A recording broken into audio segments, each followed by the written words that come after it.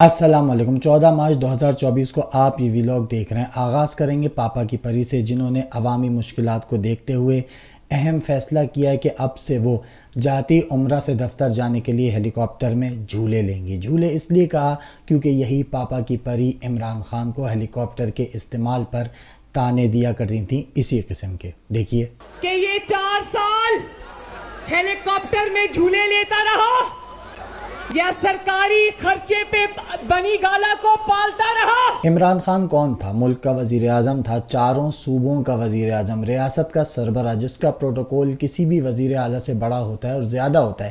اگر اس نے اس پروٹوکول سے بچنے کے لیے، وقت بچانے کے لیے اور عوام کو انہی مسائل سے بچانے کے لیے جن مسائل سے اب مریم نواز بچانا چاہتی ہیں، ہیلی کاپٹر کا استعمال کیا، تو کیا وہ جھولے تھے؟ نہ صرف جھولے تھے بلکہ مریم نواز تو یہ تک دعویٰ کرتی تھی کہ ہیلی کاپٹر سے سفر کرنے والے کو کیا خبر کہ عوام پر کیا قیامت گزری ہے۔ لیکن اب یہ ہیلی کاپٹر اور اس کے جھولے حلال ہو گئے۔ ہیلی کاپٹر میں سفر کرنے کے باوجود پاپا کی پری نے سیکریٹری خزانہ کو خط لکھوا دیا کہ میری گاڑی کی مرمت اور ٹائر چینج کروانے ہیں تو عوام کے خون پسینے کی کمائی سے فوری طور پر 2.73 کروڑ روپے چاہیے۔ ہیلی کاپٹر الگ، گاڑی کی ٹیوننگ پر 2 کروڑ الگ، پروڈکشن ٹیم اور 6 کیمرہ مینوں کی تنخواہ الگ، اور اس کو مریم نواز صفدر روان شریف صاحبہ کہتی ہیں مناسب خرچہ۔ بڑا مسئلہ جو گورننس میں میڈم آتا ہے، ایک تو شاہ خرچیاں ہوتی ہیں، افسر شاہی کی اور حکومتی جو امور چلائے جاتے ہیں اس میں اخراجات بہت زیادہ ہیں، اس کو کنٹرول کرنے کے لیے آپ نے کوئی ہدایات دی؟ کہ جو مناسب اخراجات ہیں وہ کرنے پڑیں گے۔ یہ اس ملک کی وزیر اعلیٰ پنجاب کے مناسب اخراجات ہیں جس کے لوگوں کے پاس کھانے کو نہیں، نوکری نہیں، جو ملک قرضوں پر چل رہا تھا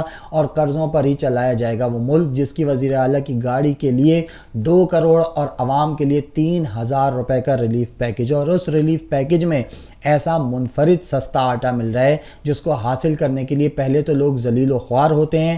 ایسا سستا آٹا جس میں آٹے سے زیادہ چوکر ملا ہوا ہے۔ یہ اچھا ہے کہ عوام کو شہباز شریف کی طرح بھیکاری بنا دو، ایک اعلان کر دو، اس اعلان کی پروموشن کر دو کہ جی ہم عوام کو سستا آٹا دے رہے ہیں، اور آٹے کے نام پر ذلیل و خوار کر کے چوکر کھلاؤ اور اسی عوام کے پیسوں سے اپنے لیے کروڑوں روپے کی مراد انجوائے کرو۔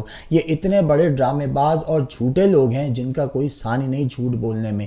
اسی جھوٹ کی دوسری مثال بھی دیکھ لیں۔ ایسا پیش ہوئے، میں پیش ہوئی ہوں، میرے بھائی باہر رہتے ہیں، ان پہ یہاں کے لاز اپلائی نہیں ہوتے۔ یہ اس وقت کی بات ہے کہ جب نواز شریف کے مقدمات عدالتوں میں چل رہے تھے اور اس کے بچوں کو بلایا جا رہا تھا، تب مریم نواز نے کہا تھا کہ میرے دونوں بھائی پاکستانی شہری نہیں ہیں، اور ان کے بھائی نے عدالت میں ہی بیان دیا تھا کہ ہم پر پاکستان کا قانون لاگو نہیں ہوتا۔ اور آج یہی بھائی خاموشی سے پاکستان آئے اور ان سے پوچھا گیا کہ بھائی پہلے تو آپ پاکستانی شہری نہیں تھے، تو اس پر انہوں نے کیا جواب دیا یہ بھی دیکھ لیں۔ میں صرف پاکستانی شہری ہوں، میرے پاس کوئی اور پاسپورٹ نہیں، صرف پاکستانی پاسپورٹ۔ میں صرف پاکستانی شہری ہوں، میرے پاس کوئی اور پاسپورٹ نہیں، صرف پاکستانی پاسپورٹ۔ تو یہ ہیں شریف خاندان کی دہائیوں پرانی روایات جو انہوں نے قائم رکھی ہوئی ہیں۔ ان کی پوری سیاست جھوٹ پر ٹکی ہوئی ہے۔ یہ وقت اور حالات دیکھ کر بیان اور نظریہ بدلتے ہیں۔ ان کے لیے پاکستان میں حالات خراب ہوں گے تو یہ برطانوی شہری بن جائیں گے، ان پر پاکستان کا کوئی قانون اپلائی نہیں ہوگا، ان کے لیے پاکستان رہنے کی جگہ تک نہیں رہے گا، یہ فوری طور پر کسی بھی بہانے سے لندن فرار ہو جائیں گے، کوئی علاج کے نام پر، کوئی کسی کاروبار کے نام پر۔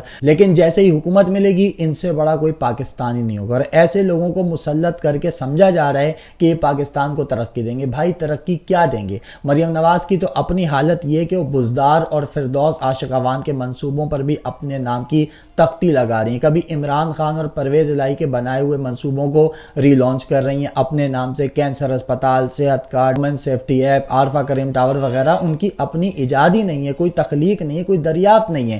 اصل میں مسئلہ یہ ہے کہ پاکستان میں مورل گراؤنڈز کی اس وقت کوئی حیثیت نہیں رہی۔ یہاں سمجھا جاتا ہے کہ جیسے عمران خان یہی منصوبے بنا کر مقبول ہوا تو ان منصوبوں پر بس مریم نواز کا اسٹیکر لگا کر اس کو مقبول کر دیں گے، جبکہ ایسا نہیں ہوتا، یہ حقیقت نہیں ہے۔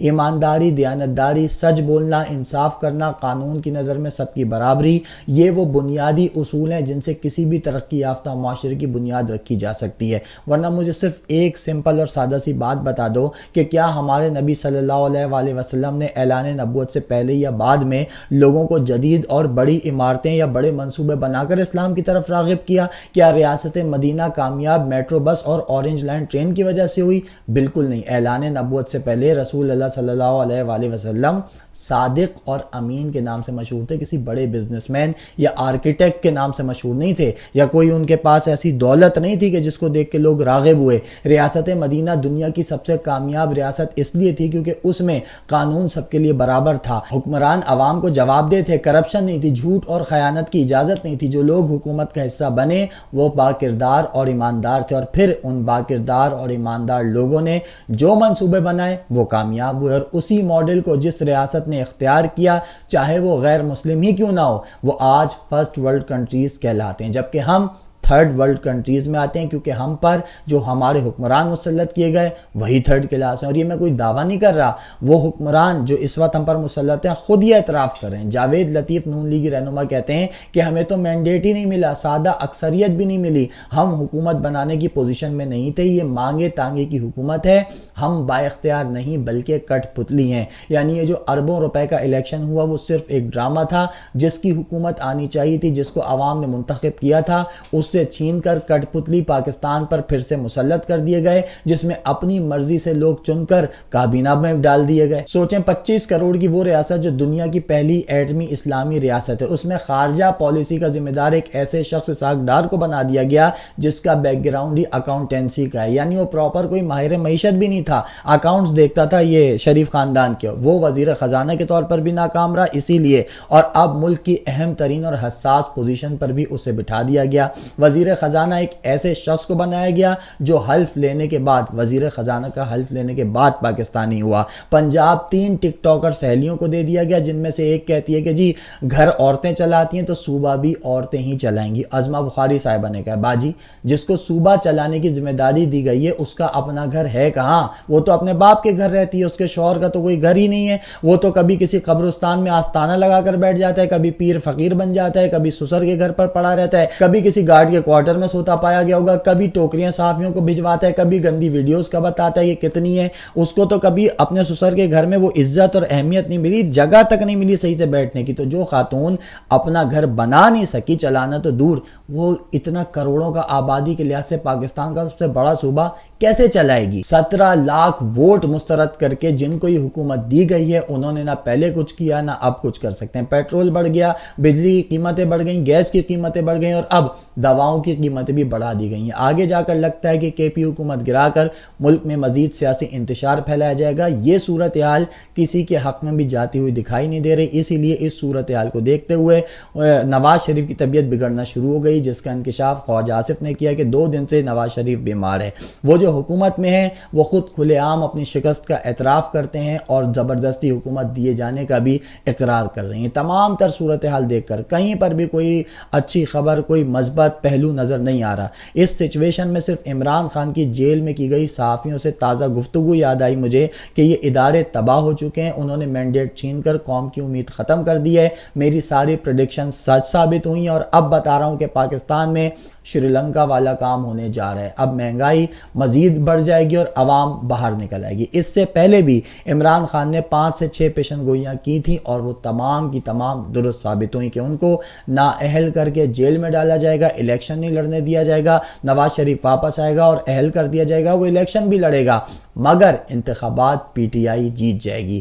یہ تمام پیشن گوئیاں عمران خان نے صحافی حبیب اکرم سے کی تھیں اور وہ سچ ثابت ہوئیں۔ لیڈر وہی ہوتا ہے جو دور کے حالات کو بہت قریب سے دیکھ لیتا ہے، اور اگر یہ کوالٹی ہر دوسرے شخص میں ہوتی تو آج پاکستان کے ساتھ نہ اس قسم کے تجربات کرنے کی ضرورت پیش آتی، نہ اس ملک کا اور اس قوم کا یہ حال ہوتا۔ اب تک کے لیے اتنا ہی، اگلی ویڈیو تک مجھے اجازت دیجیے، اللہ حافظ۔